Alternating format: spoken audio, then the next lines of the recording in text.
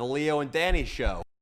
You know, I've seen guys like Fanjerry. Well, look, the thing is, if Fanjerry got into his peak shape, you could always get the most attractive girl that Fanjerry can get is in his future when he gets in the best shape of his life. Mentally, he's there. He stops doing the coke and all that. Yeah. But I've seen guys like Fanjerry where a little overweight.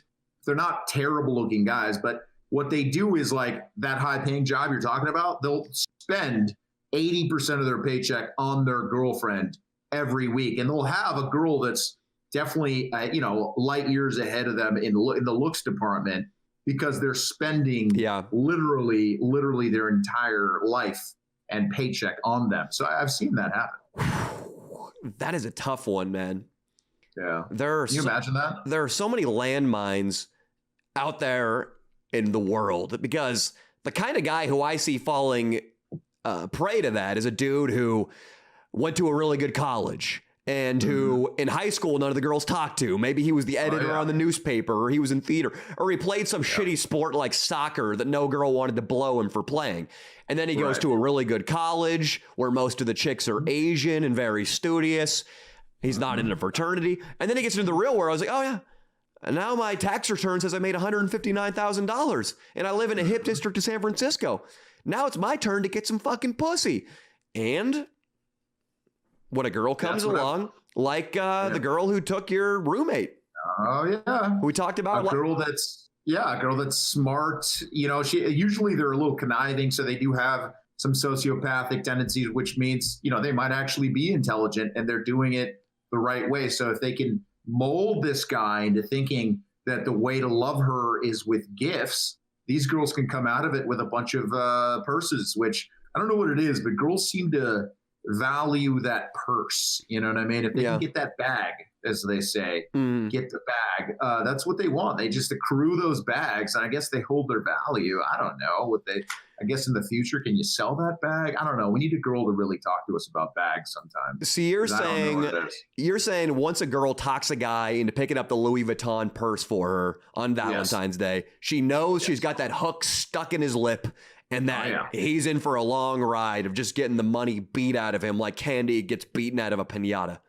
Absolutely. She's the one that's going to turn down those little Yelp like dollar signs, the 1, 2, and 3. I try not to go above the $3 sign because $3 sign is like $30 a plate or something, Yeah. So she's going strictly for the $3 to $5. She's going to look at those Yelp reviews and be like, I don't know, honey. I don't think we should go there. Yeah. The Yelp reviews aren't good.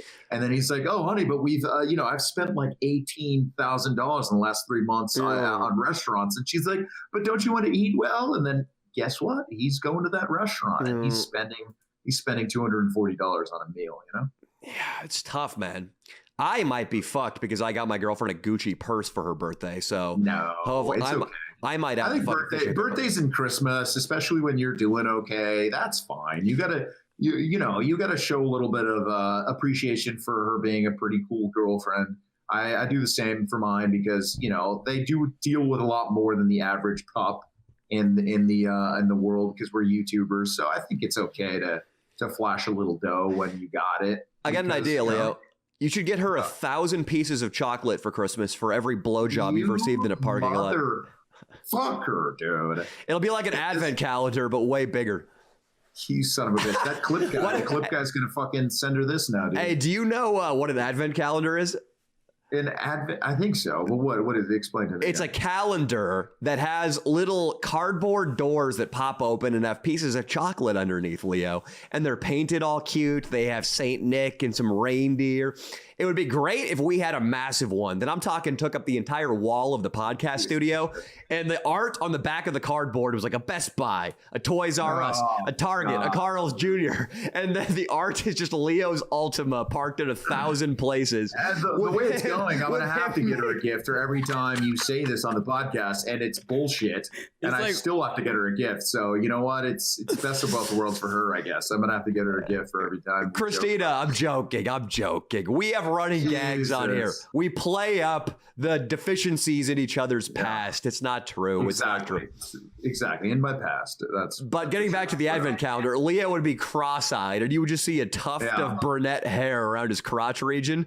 And then, like, when you get down to the lower end of the calendar, like, the girl would be, like, on her knees in the parking lot after Leo physically kicked her out of the open door and then sped off.